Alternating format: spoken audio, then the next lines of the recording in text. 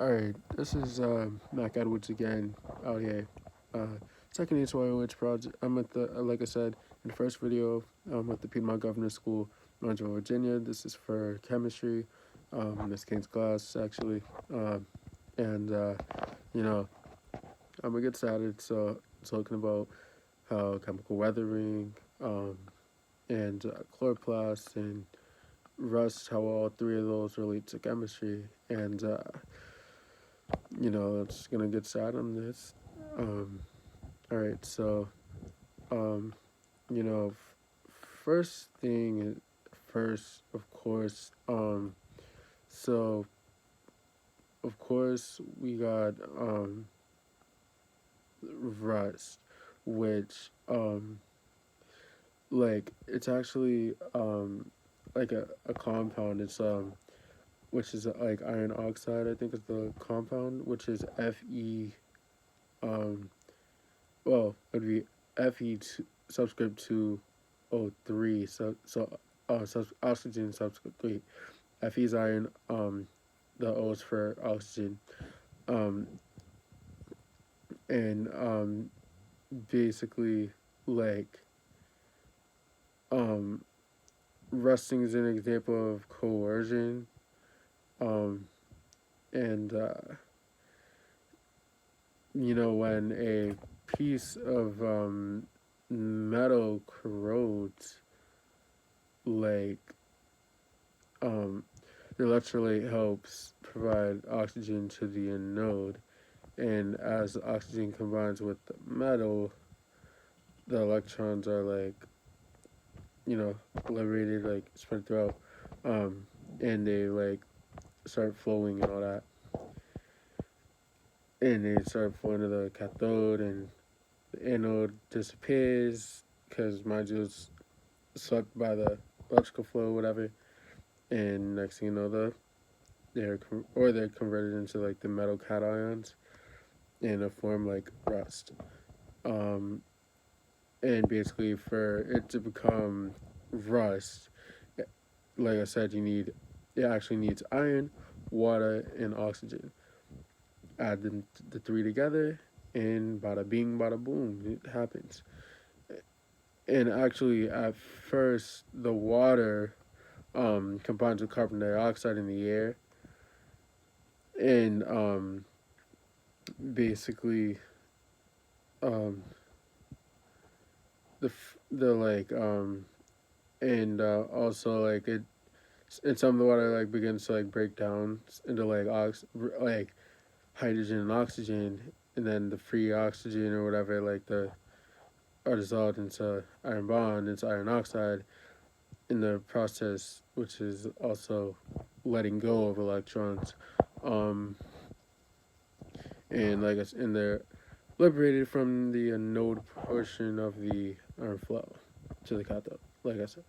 Um, and basically, the chemical compounds found in like liquids like acid rain, seawater, and salt loaded spray from the snowbelt roads make are better for like the electrolytes than pure water. So like um and basically it speeds up the process of rusting. Um, you know, and so that's for iron. Um, then next up we got chloroplasts. Chloroplasts are actually organelles that are like in green tissues of plants, and they're the ones that's responsible for absorption of light energy, synthesis of carbohydrates, and the evolution of molecular oxygen. Um, yeah, my eyes are all irritated because I'm tired. My fault. And basically, the sum when you add all those together, it's called photosynthesis. That's typical photosynthesis. Um, and mind you, that light is that's captured by the chloroplast is converted to like chemical energy, which is carbohydrates, and starts the whole energy chain thing or whatever. Um, basically, um, also um like I'm pretty certain like photosynthesis can occur in prokaryotic organisms like cyanobacteria, aka blue green algae, which we also saw on the trail in Mount Airy. And the also there's like I think I forget what it's called. It starts with A. Anaerobic photosynthesis photosynthetic um bacteria, and mind you, they don't have like true chloroplasts. Instead, they basically have like the uh chromatoph. It's I know it starts with like a C. It's a big word, chromatophores or something like that. I don't know. Um, but basically they're not like carbohydrate synthesizing reactions. Um, but basically photosynthesis is kind of chemistry too, because I remember seeing something about photosynthesis in the um, thing or whatever. And but yeah, I guess the algae and chloroplast that goes together. I'm pretty sure. Like if it doesn't, I'm sorry, but um, yeah. And next up, we actually have chemical weathering. And chemical weather, we saw like erosion on like rocks and also on like the trail itself, because we actually went on a man-made trail, and there was actually um weathering of the rocks on that trail.